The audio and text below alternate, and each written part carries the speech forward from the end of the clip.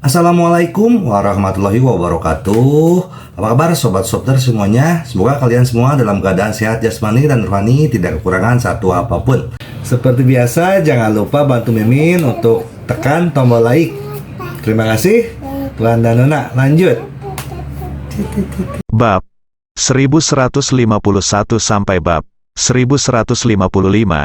Mendengar ini, Fang Ziqing tersenyum dan berkata, "Junjun, ini bukan ayahmu.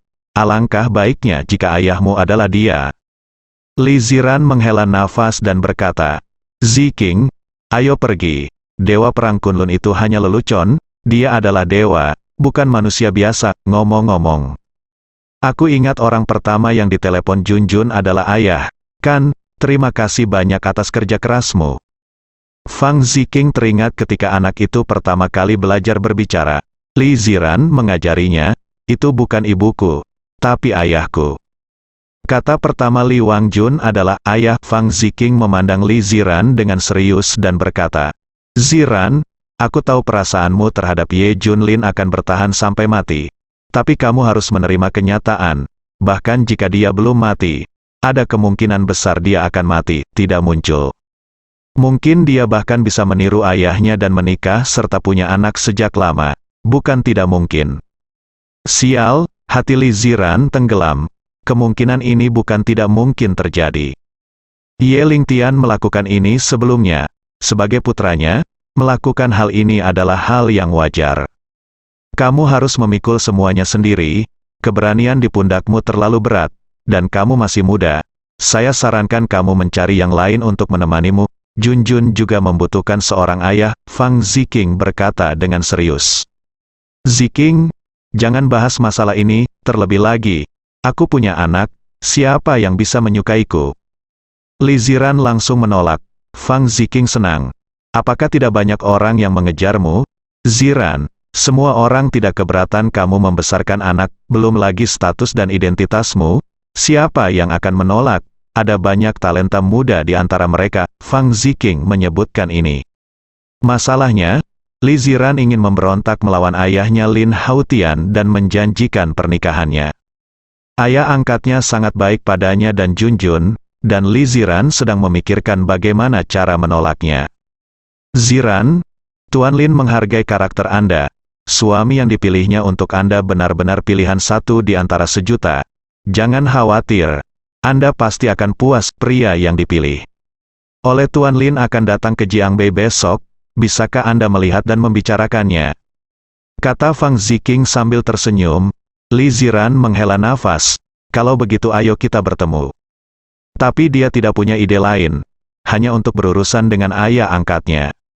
"Iya, saya yakin Anda akan puas." Untuk Junjun, harap berpikiran terbuka tentang segala hal.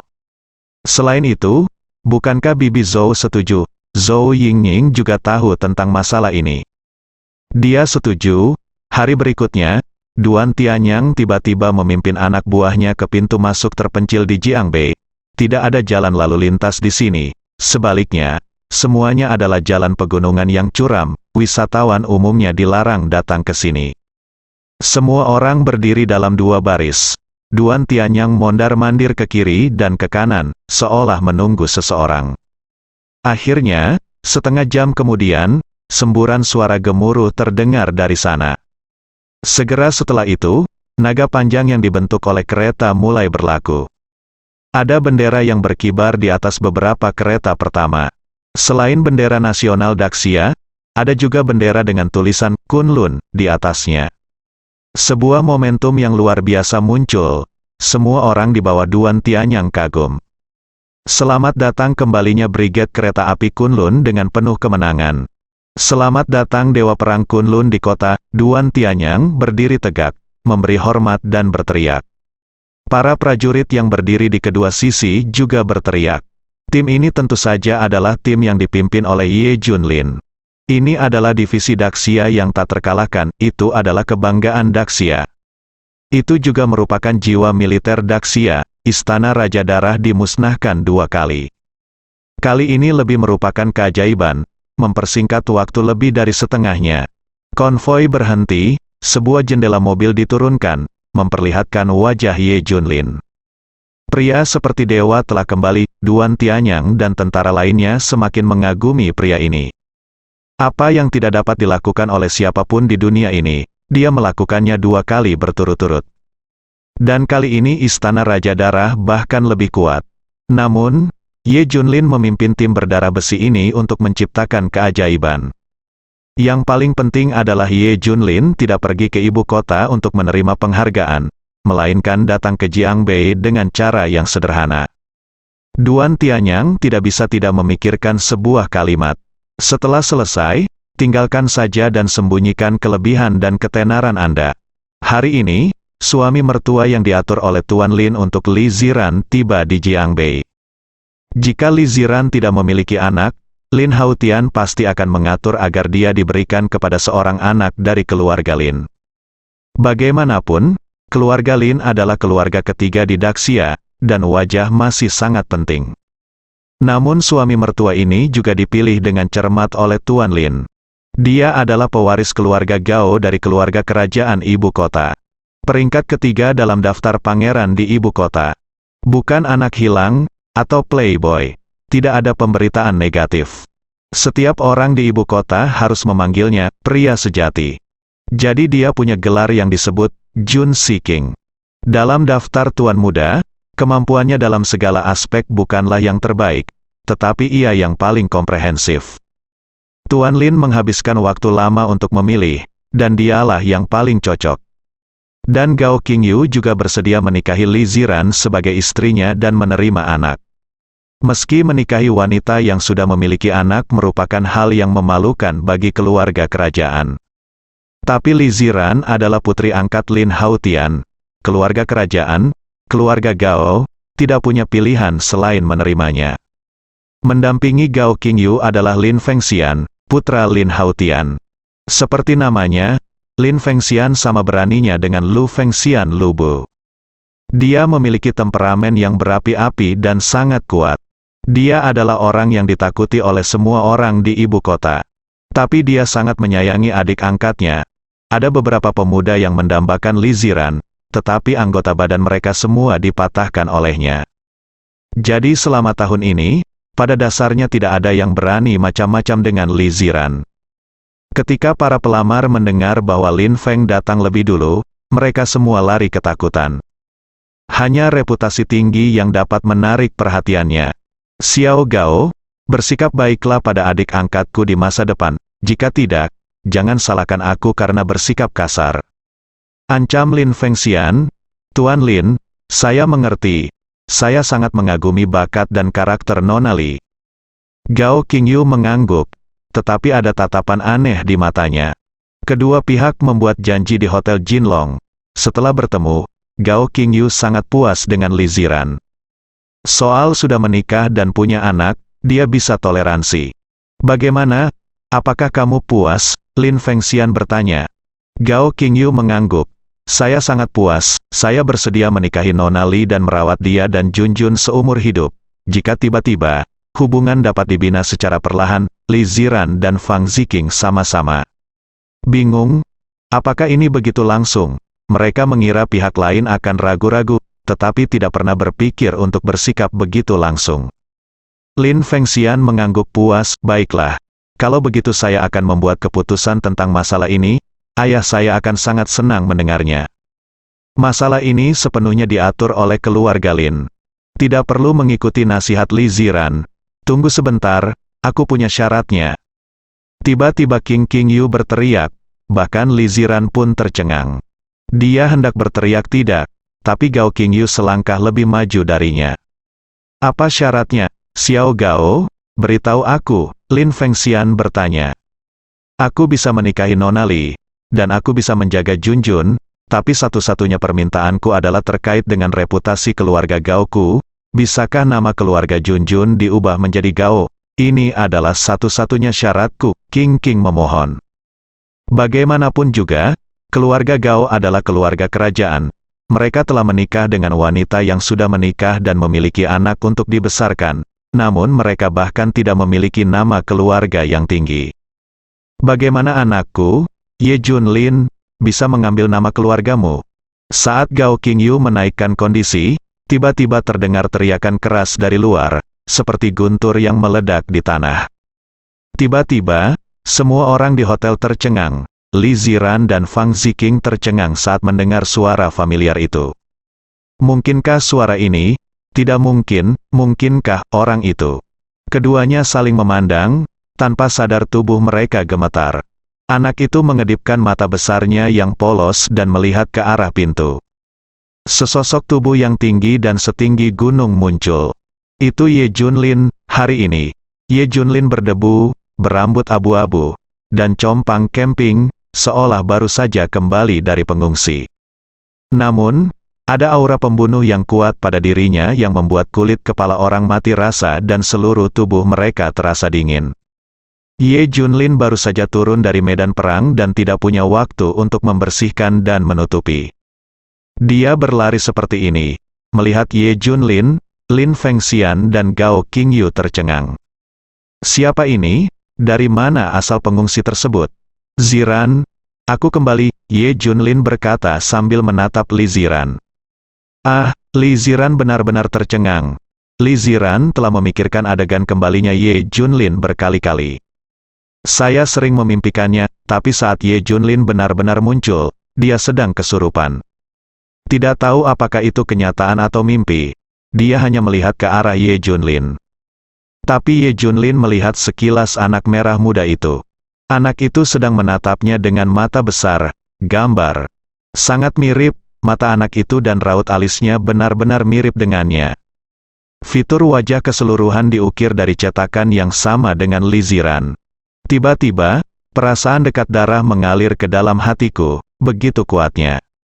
Perasaan ini belum pernah terjadi sebelumnya, ini adalah anak Ye Junlin miliknya.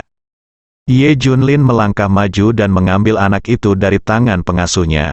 Junjun sebenarnya sangat takut pada orang asing dan menangis saat orang asing memeluknya. Tapi dipeluk Ye Junlin, bukannya menangis, dia menatap Ye Junlin dengan rasa ingin tahu. Ayah, kamu ayah? Tiba-tiba Junjun berteriak. Boom, mendengar suara susu yang renyah, tubuh Ye Junlin menegang dan pikirannya menjadi kosong. Menjadi seorang ayah untuk pertama kalinya, dia belum pernah mengalami perasaan ini sebelumnya. Junjun dalam pelukannya seperti harta paling berharga di hatinya dan potongan daging terpenting di tubuhnya. Ayah sudah kembali, Junjun adalah anak yang sangat pintar. Ia sering menemukan Li Ziran sedang melihat-lihat foto dan sudah hafal dengan penampilan Ye Junlin. Meski Li Ziran tidak pernah menyebut siapa yang ada di foto itu. Tapi dia tahu bahwa ini adalah ayahnya. Nak. Ye Junlin menggendong anak itu erat-erat. Saat ini, dia menangis. Pria yang jujur juga memiliki sisi yang lembut. Hei, apa yang kamu lakukan? Kenapa kamu merampok anak itu? Cepat berikan anak itu padaku. Pengasuh menjadi cemas dan berteriak kepada Ye Junlin. Ye Junlin berkata dengan sopan, "Halo, Nyonya, saya ayah dari anak itu." Bah, ayah dari anak itu sudah lama meninggal, ini adalah sesuatu yang diketahui semua orang. Pengasuh itu tampak tidak yakin, saya memang ayah dari anak itu. Ye Junlin bersikeras, kalau begitu, tahukah kamu siapa nama anak itu? Terdengar teriakan dingin, Gao Qingyu dan Lin Fengxian berjalan menuju Ye Junlin. Ini, Ye Junlin benar-benar tidak tahu. Sebenarnya Suzaku sudah mengetahuinya, tapi tidak memberitahunya. Lagi pula, nama belakang anak itu bukanlah Ye. Apakah kamu di sini untuk menimbulkan masalah? Kamu tidak diperbolehkan bertindak liar di sini. Saat dia mengatakan ini, Gao Qingyu mendorong Ye Junlin.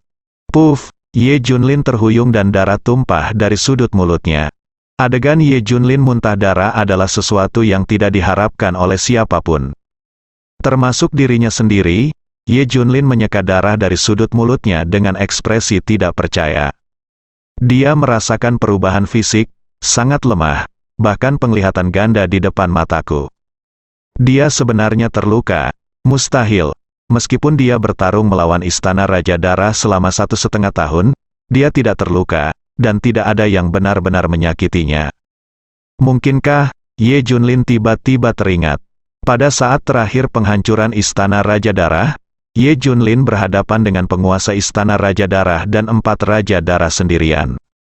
Akibatnya, Ye Junlin tertawa terakhir, dan penguasa Istana Raja Darah serta 4 Raja Darah semuanya terkubur di bawah tangannya. Namun sebelum meninggal, penguasa Istana Raja Darah berkata kepadanya, "Aku akan menunggumu di bawah." Saat itu, Ye Junlin hanya mengira dia terlalu cepat berbicara dan tidak peduli. Sekarang tubuhnya dalam kondisi ini, dia langsung mengerti. Dia pasti diracuni. Istana Raja Darah adalah kekuatan paling menakutkan di dunia gelap barat, dan mereka melakukan apapun yang mereka inginkan. Metode keracunan yang tercela sangat umum, tapi jenis racun apa yang ditanam di tubuhnya tanpa ada yang menyadarinya, dan dia tidak bereaksi sampai saat ini. Ahem, Ye Junlin terbatuk 2 kali, yang penuh darah. Racun ini sangat berlebihan, siapapun yang mengetahui kekuatan Ye Junlin tahu seberapa kuat fisiknya. Belum lagi kebal terhadap segala racun, sebagian besar racun tidak berpengaruh padanya. Dalam 6 tahun terakhir karir saya tidak diracuni sekali atau 2 kali. Tidak pernah seperti saat ini, mungkin penguasa Istana Raja Darah yang mencoba yang terbaik untuk meracuniku di saat-saat terakhir agar bisa mati bersama. Mungkin tujuan seluruh Istana Raja Darah adalah untuk bunuh diri. Sangat kejam.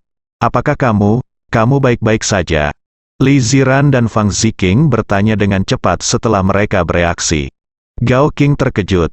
Dia hanya mendorong dengan ringan tanpa mengerahkan tenaga apapun, dan dia benar-benar muntah darah. "Apa yang kamu lakukan? Kenapa kamu seperti ini?" Li Ziran bertanya sambil menangis. Saat ini, Ye Junlin benar-benar sengsara. Wajahnya seputih kertas, dan ada darah mengalir dari sudut mulutnya. Dia benar-benar terlihat seperti baru kembali dari pelarian. Dia menghilang selama setahun. Apa yang dia lakukan? Apakah Anda salah menyalahkan dia? Apakah dia pergi untuk melakukan sesuatu yang besar? Ye Junlin tersenyum. "Saya baik-baik saja." Kemudian dia menyesuaikan tubuhnya dan menekan racun di tubuhnya, dan kulitnya segera kembali normal. "Ayah baik-baik saja," teriak Junjun penuh semangat. "Siapa kamu? Cepat kembalikan putriku." Gao Qingyu berkata dengan wajah dingin, hendak merebut anak itu dari Ye Junlin. Ye Junlin memanfaatkan situasi ini untuk menghindar, dan dia meleset. "Anakmu, kentut, ini anakku," Ye Junlin berkata dengan marah. Wajah Gao Qingyu sangat jelek, berubah menjadi ungu kemerahan karena mati lemas. Pertunangan antara dia dan Li Ziran dibuat oleh Tuan Lin sendiri. Banyak orang di seluruh ibu kota dan bahkan Daxia mengetahui masalah ini. Li Ziran adalah wanitanya. Saat itu, seorang pria justru berlari keluar dan ingin merebut anak tersebut. Bagaimana dia bisa menanggungnya? HDU menatap Ye Junlin. Dia juga telah berlatih seni bela diri sejak dia masih kecil. Kedua setelah Ling Tianlong, yang berada di urutan kedua dalam daftar master muda. "Kamu mencari kematian, cepat serahkan anak itu." Lin Fengxian menolak, suasana tegang akan segera pecah. Li Ziran dan Fang Ziqing dengan cepat menghentikannya. "Saudaraku, jangan bersemangat, Tuan Gao, kita semua mengenalnya." "Siapa dia?" tanya Lin Fengxian. "Dia adalah Ye Junlin." Lin Fengxian segera menjadi marah. Apakah dia binatang buas yang meninggalkan istri, anak, dan ibunya? Mereka tidak mendengar dengan jelas ketika Ye Junlin mengumumkan nama keluarganya sebelumnya. Tetapi sekarang mereka mendengar itu adalah dia, bahkan Gao Gaoyu memandangnya dengan heran. Apakah ini memalukan? Dunia menyebutnya pengecut dan pengecut Daxia. Li Ziran segera membela Ye Junlin. "Tidak, dia tidak meninggalkan kita. Bukankah ini terjadi?" "Haha. Di mana dia saat kamu melahirkan anak itu? Dia saat kamu membawa anak itu ke menantang klan Ye. Di mana dia? Di mana dia saat kamu dan Zhou Yingying mati demi dia? Di mana dia saat kamu menarik anak itu sendirian?" Lin Fengxian bertanya lagi, dan Li Ziran terdiam. Semuanya benar dan dia tidak bisa membantahnya. Sekarang setelah masalah ini berlalu, keluarga Ye telah lupa, anak-anak telah dewasa, kamu telah menjadi ratu dunia bisnis, dan dia muncul lagi. Ini adalah pria pengecut, melihat bahayanya telah berlalu. Dia muncul lagi. Bukankah ini masalahnya? apakah sudah jelas? Apakah kamu masih percaya padanya? Lin Fengxian bertanya. Aku. Li Ziran terdiam. Bahkan Fang Ziqing memandang Ye Junlin dengan kecewa. Menurutnya, betapapun pentingnya masalah itu, dia tidak bisa pergi pada saat yang paling penting bagi Li Ziran, bukan? Tidak apa-apa untuk pergi, setidaknya kamu harus memberitahuku sesuatu, kan? Apa artinya menghilang lalu muncul kembali seperti ini selama 1,5 tahun? Sekarang momen seperti ini muncul, niatnya membuat orang curiga. Lin Fengxian berkata dengan marah, Ziran, jangan bela dia, kamu harus memperlakukan dia seperti orang asing, atau bahkan orang mati, dia sudah mati, orang ini bukan dia. Pria seperti ini sama sekali tidak sepadan dengan usahamu, dia tidak layak. Yang lain menggema, ya, Ziran, dia sama sekali tidak layak untukmu. Ye Junlin memandang Li Ziran dengan tatapan minta maaf, Ziran, aku minta maaf padamu untuk kedua kalinya dalam hidupku. Tidak ada kata-kata yang bisa mengungkapkan permintaan maafku, aku berjanji tidak akan ada yang ketiga kalinya. Jika menyesal bisa menyelesaikan masalah, bukankah semuanya akan kacau? Jika kamu melakukan sesuatu yang salah, kamu hanya perlu meminta maaf, kan? Aku membunuh seseorang, jadi aku hanya meminta maaf dan hanya itu. Lin Fengxian meraung. Bahkan Fang Ziqing pun marah, Li Ziran telah melakukan begitu banyak hal, hanya untuk mendengar Anda mengucapkan beberapa kata permintaan maaf. Terlalu tidak berperasaan, bukan? Aku berjanji untuk kembali kali ini dan tidak akan pernah meninggalkanmu dan anak itu lagi, aku. Ye Junlin disela oleh Fang Ziqing di tengah kalimat, ayolah, kamu sudah mengatakan ini sebelumnya, apa yang kamu katakan tentang keinginan untuk menemani Ziran, berikan dia seluruh dunia selama sisa hidupnya, jika kamu tidak ada di sini saat dia melahirkan. Bagaimana kamu bisa menemaninya selama sisa hidupmu, Ye? Junlin tidak tahu seberapa besar jaraknya telah disebabkan oleh hilangnya selama 1,5 tahun, dan seberapa besar kerugian yang telah ditimbulkan pada Li Ziran. Semua penjelasannya sia-sia, aku jelas tidak berniat meninggalkanmu Ziran. Kalau tidak, mengapa aku harus kembali?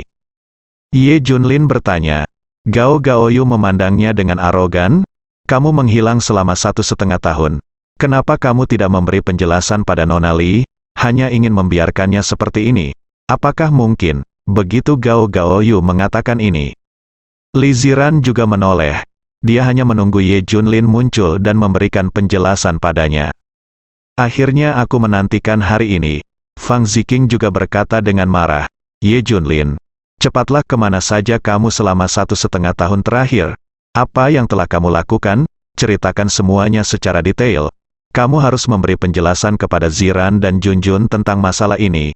Apapun yang terjadi, Li Ziran juga mengangguk. Ya, apa yang dikatakan Ziqing adalah apa yang saya pikirkan. Beri saya penjelasan, bersambung.